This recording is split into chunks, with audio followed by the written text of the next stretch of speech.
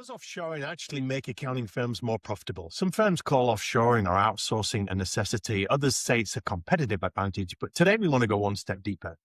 In a previous episode, Chelsea Summers and I talked about how offshoring has moved from a fringe idea to something that nearly half of the accounting profession is doing. Today, we're asking the same question. Does offshoring actually make accounting firms perform better? Yeah, I'm really excited to dig more into offshoring and outsourcing because so many firms have decided that that's something that they want to do, but are saying, is their ROI worth it? How does that play inside of our firm? Exciting times. Let's get moving. This is the Inside Public Accounting podcast, where we turn the profession's most important data into insights that firm leaders like you can actually use. I'm Rob Brown. Joining me, as always, is the face and the voice of public accounting, Chelsea Summers, Executive Director. Welcome. Yeah. So last time we talked about offshoring, we focused on adoption. How many firms are doing it and why? But as more firms start integrating offshore teams into their operations, we're starting to get enough data to look at something that I think is a little more interesting. Not just who is outsourcing, but how it is actually affecting firm performance. And the numbers are telling a pretty interesting story. Yeah, we're going to dip into these numbers. Just first, for clarity, Chelsea, people often use outsourcing and offshoring in the same sentence and meaning the same thing. Is there any distinction for you, or can we wrap them under either definition for this show? Yeah, in our survey, we use offshoring as FTE that are either through a third party or through your firm, employees of your firm in another location, and outsourcing as more project based. We're sending tax returns to a company. But for the purposes of this conversation, let's use them interchangeably. That's worth doing. So before we dive into the performance side, let's level set here. I'm intrigued on how widespread this is now, because a few years ago, there was a stigma, wasn't there, about offshoring and outsourcing? It was experimental back then. Yeah, and the data is showing that it's much more mainstream now. Across all the firms in our latest survey, 47% are using offshore staff, and around 37% are outsourcing tax returns or project based work. So we're getting very close to half the profession using some form of global outsource offshore staffing. And when you look at the larger firms, those numbers are even higher. For firms over 75 million in revenue, nearly 7 out of 10 firms are using offshore staff. This is telling us that it's not just a tactical decision anymore. It's becoming a structural part of how firms are choosing to operate. So in other words, the bigger the firm, the more integrated this strategy becomes. And that makes sense. They've got the infrastructure, they've got the workflow systems to actually manage global teams. Yeah, larger firms have the scale and processes that allow them to run more complex delivery models. But I think what's interesting is that the smaller firms are really starting to experiment with it too. Although not necessarily the same scale, but even a small firm might bring in one offshore staff member or outsource a few hundred tax returns during busy season. So adoption is really across the board, just at different levels of maturity. Now, looking out at your latest research, one thing that stood out for me is that adoption's not slowing down. It's like a juggernaut. It's really gathering pace, and firms are planning to do even more, right? Yeah, I think that's one of the clearest signals that we see in the data. Among the firms that already are outsourcing or offshoring work, 60% say they plan to increase their usage next year, with roughly a third expected it to stay the same. And that leaves only a very small percentage who plan to decrease that in the coming years. So firms are not pulling back, they're really leaning into it further. And evidence of that is one of the big events here in the UK, Chelsea, is called the Countex. In fact, it's one of the biggest events in the world. It's a 2-day event in London. It takes up the space of 3 or 4 football pitches, and there's 300 or 400 vendors in there in the accounting space. A couple of years back, there were 57 outsourcing and offshoring vendors on the floor. Now, they've reined that in, but it just shows you the proliferation of companies out there that are offering these services to accounting firms. And what we're seeing from your data then, this isn't just a temporary response to staffing shortages. Yeah, it's really a long term operating strategy. A few years ago, many firms approached offshoring as a stopgap. They needed help during busy season. They couldn't hire enough staff.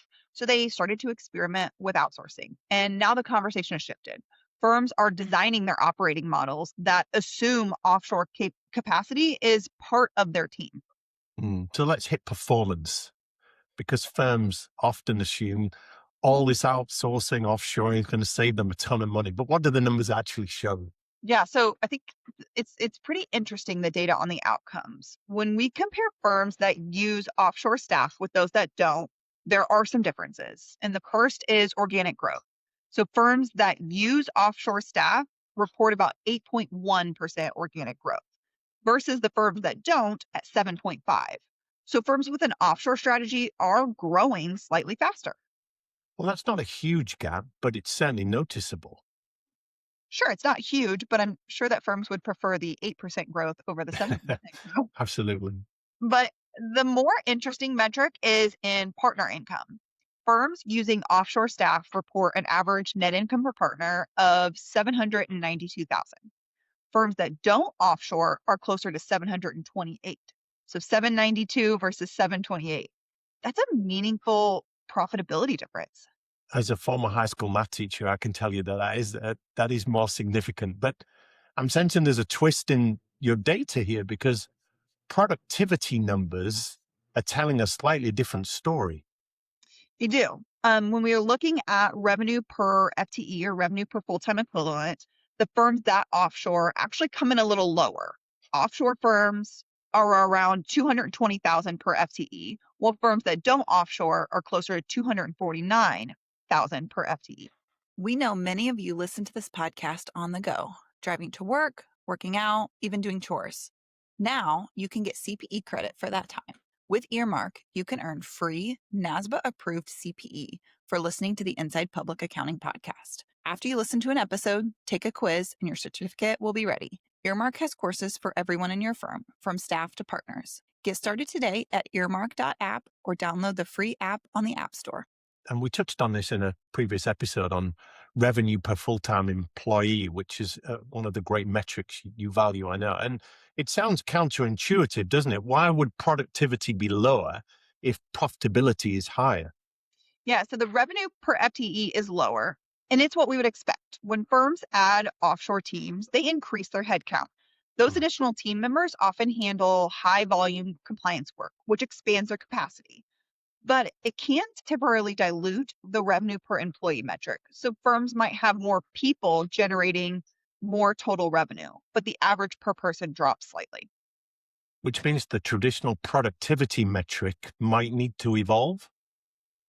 Yeah, I'm not sure that evolve is the correct word, but it certainly makes data interesting. It's one of the things we're watching closely at IPA is how the global staffing models are changing the way firms measure efficiency. That's why we had a whole conversation on that metric. So metrics like the revenue per FTE were designed for traditional staffing models. As firms build distributed teams, those benchmarks may need to adjust. And I gathered from the research another interesting theme, and it's not just about a stopgap, as you said, or busy season and tax preparation anymore. It's expanding into other areas. Yeah, and I think it's one of the biggest shifts that we're seeing. Historically, firms outsource really very specific tasks, mostly tax return preparation or routine audit work. Now we're seeing outsourcing expand to client accounting services, financial reporting, data analytics, and even advisory support. Technology is really making it easier for distributed teams to collaborate on more complex work. So offshoring is moving up the value chain. We did a recent episode on advisory and the shift there. I wonder if offshoring and outsourcing are going to play into that. If they can do advisory too, that is going to change the game. Absolutely. Mm. And we're also seeing some geographic shifts. Traditionally, most offshoring happened in places like India or the Philippines. But now firms are exploring regions like Latin America, Eastern Europe, and Africa, sometimes because of time zone alignment and language capabilities.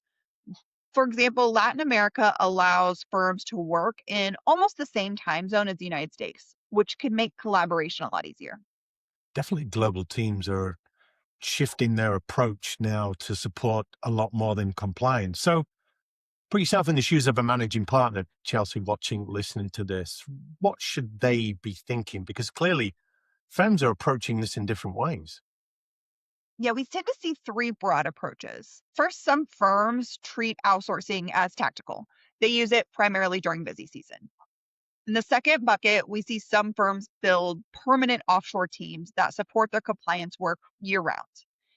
In the third bucket, the most advanced firms are building what you would call a global delivery model, where offshore teams are fully integrated into the firm's workflow. They're part of the culture. They participate in training and they're embedded in the operating model inside the firm. And those firms probably see the biggest benefits. Yeah, the firms that get the most value out of their offshoring teams tend to treat it as a strategic capability, not just a cost saving measure. Yeah. So crystal ball time. Let's look ahead a few years. You're very good at this. What is the data telling us is going to happen next? I think we're going to see a couple developments. I think we're going to see more integrated global teams. It won't feel like offshoring per se anymore. It'll just feel like part of the firm in another office.